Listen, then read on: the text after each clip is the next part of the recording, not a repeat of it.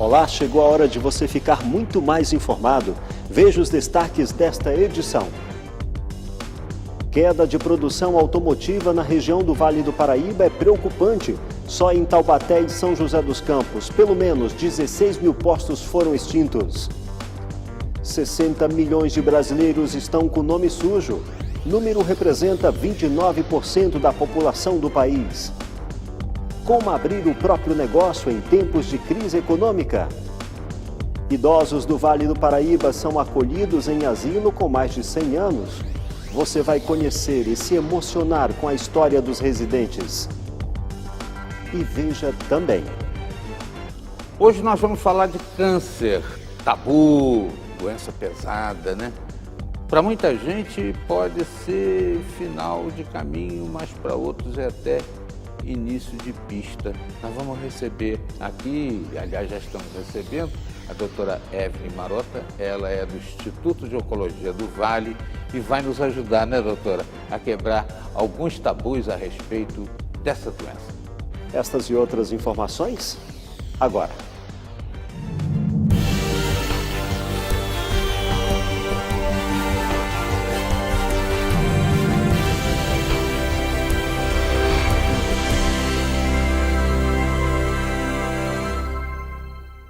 Seja bem-vindo, este é o Repórter Setorial.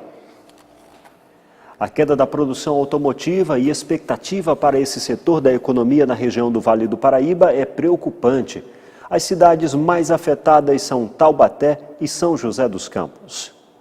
A produção de carros caiu 28% neste primeiro trimestre de 2016, em comparação com o mesmo período do ano passado. Esse foi o pior resultado desde 2003. Contando somente o mês de março desse ano, houve uma queda de 23% em relação a março de 2005. Foi o pior que o esperado e não há previsão nem expectativas de melhora para 2016. A produção de automóveis no Brasil, ela teve um pico de crescimento, principalmente em 2010. Isso provocou um crescimento do emprego e da renda, sobretudo nas regiões mais produtoras de automóveis, como o Vale do Paraíba Paulista. A retração dessas atividades econômicas provoca, primeiro, uma redução de emprego de qualidade com salários mais elevados dessa cadeia automobilística e, um segundo momento, um efeito negativo sobre outras cadeias produtivas. Ou seja, o trabalhador perde emprego na indústria automobilística, ele reduz suas compras, isso acaba reduzindo a geração de emprego nas atividades de comércio e serviços. O nível de emprego da indústria automotiva segue em declínio. Até fechamento do último mês, 128 mil pessoas trabalhavam diretamente nesse setor. O número corresponde a cerca de 12 mil empregos perdidos entre fevereiro e março deste ano, em comparação ao ano anterior. Só na região do Vale do Paraíba, que possui algumas cidades totalmente dependentes deste setor, a situação é mais preocupante. Só nas cidades de Taubaté e São José dos Campos, a extinção é de 16 mil postos de trabalho. Para se ter uma ideia, a queda do emprego no Brasil é de 4%. Só no Vale do Paraíba é 5%. Dado alarmante que ultrapassa a média nacional. A queda no emprego na região é consequência da desaceleração dessas atividades econômicas, sobretudo desse setor automobilístico. Então, nós tivemos em 2010 aí, a extinção de 24 mil postos de trabalho no Vale do Paraíba. Isso é consequência também dessa desaceleração do setor automobilístico. A crise econômica e a situação política conturbada trouxeram como consequência o aumento das taxas de juros e a volta da cobrança integral do IPI. Ou seja, as famílias gastaram mais no pagamento da conta de luz, na compra de alimentos, na despesa com taxa de juros e, consequentemente, apertou mais esse orçamento financeiro familiar, com o aumento da taxa de desemprego também, e a prioridade não foi essa troca de carro nesse momento. Consequentemente, esse setor foi um dos que mais sofreu com a crise no país. A cada mês as vendas de carro caem, os pátios permanecem cheios e levam embora expectativas otimistas para o setor. Mas em meio a período de crise, comprar o carro novo pode ser boa opção para aqueles que têm dinheiro guardado. Com as vendas em baixa, a taxa zero de juros é condição básica de negociação. De acordo com o gerente de uma concessionária em Pindamonhangaba, Gerson Brito, em uma crise, o único favorecido é o consumidor, pois é o momento em que são oferecidas várias promoções e supervalorização do seminovo no caso de troca. De acordo com esse executivo de uma concessionária em Pindamonhangaba, Gerson Brito, em uma crise, o único favorecido é o consumidor, pois é o momento em que são oferecidas várias promoções e supervalorização do seminovo no caso de troca.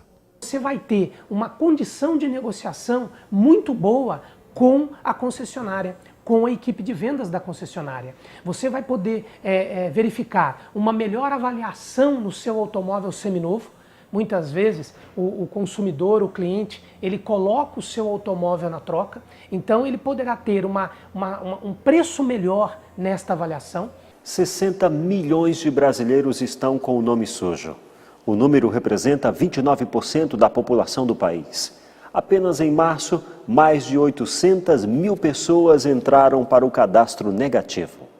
Os dados são do SPC Brasil e da Confederação Nacional de Dirigentes Lojistas. Somente na passagem de fevereiro para março, mais de 800 mil consumidores deixaram de ser devedores e entraram na lista de inadimplentes, tendo seus nomes no cadastro de serviço de proteção ao crédito. Agora, qual é a diferença de estar endividado e ser inadimplente? Inadimplente, aí sim, aí a situação é complicada. É aquela pessoa que tem uma dívida e que não consegue pagar e que não, depois de 3 meses, o Banco Central, né, pega, depois de 3 meses, aí ela vai para aquele cadastro negativo. Os motivos que levam o consumidor a ser inadimplente são muitos. Dentre eles, a falta de planejamento nesse contexto atual de crise econômica que o país vive. É a questão da crise econômica. Então, a crise econômica realmente está fazendo que muitas pessoas estejam sem emprego, né, desempregada, e com isso, o que acontece? Acaba a renda dela e ela acaba não pagando as suas dívidas e fica inadimplente. Neste momento, o aumento da inadimplência é exatamente pela situação econômica, né? Salário sendo reduzido, né? Empresas do Vale aqui que estão fazendo o seguinte: segunda e sexta-feira eles não trabalham, mas também não recebem, eles aceitaram essa proposta. Então, olha como reduziu o salário. Então, essa redução faz com que as pessoas fiquem inadimplentes. Wesley da Badia, diretor da ONG de confecções de malhas, teve o nome com restrições e ressalta que os prejuízos que envolvem o processo são muitos. Na oportunidade, já faz algum tempo, nós tivemos de sabor de ter na nossa conta de telefone ligações interurbanas que a gente não tinha feito.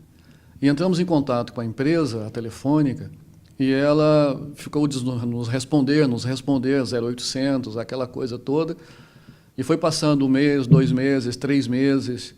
E isso foi assim complicando a nossa situação financeira, porque não tinha acordo e também a gente já não tinha como pagar já mais aquelas contas, e isso virou uma bola de neve.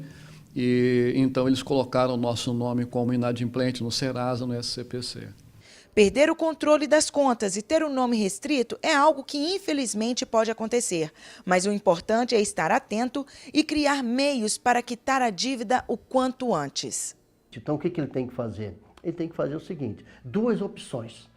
Ou ele aumenta a renda, ou ele diminui seus gastos. Essas são as opções que a pessoa tem. Aumentar a renda como? Arrumar outro serviço, né? Fazer algum bico, né? Muitos fazem, né? Ou se não, corta totalmente, né?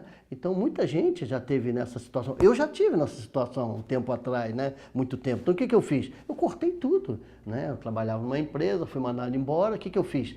Tudo que eu tinha de gasto, eu cortei, né? TV a cabo, né? Automóvel que tinha. Então, tudo eu cortei para quê? Poder equilibrar minhas finanças, que eu fiquei um período. Aí depois recuperei e voltei de novo. Com a crise econômica instalada no país, muitos brasileiros perderam o emprego. Sem encontrar vagas no mercado de trabalho, começam a investir em novos empreendimentos. É isso que explica o recente aumento de abertura de empresas do país. De acordo com a Serasa Experian, o Brasil ganhou 166.613 novos empreendimentos em janeiro. É o maior registro para os meses de janeiro desde 2010. O número é 10% maior do que o registrado em janeiro do ano passado. O setor de serviços é o mais procurado pelos novos empreendedores. Em janeiro, foram 104.357 novas empresas no segmento, mais de 62% do total de novos registros. Em seguida, aparecem as empresas comerciais, com quase 29% do total, e as indústrias, com pouco mais do que 8%. Nos últimos 6 anos, houve crescimento constante na participação das empresas de serviços no total de negócios que surgem no país. Por outro lado, a participação do setor comercial tem recuado. Já a participação das novas empresas industriais se mantém estável. Ainda sobre a busca por novos empreendimentos, a repórter Kívia Henning conversa com o consultor empresarial Rafael Takei.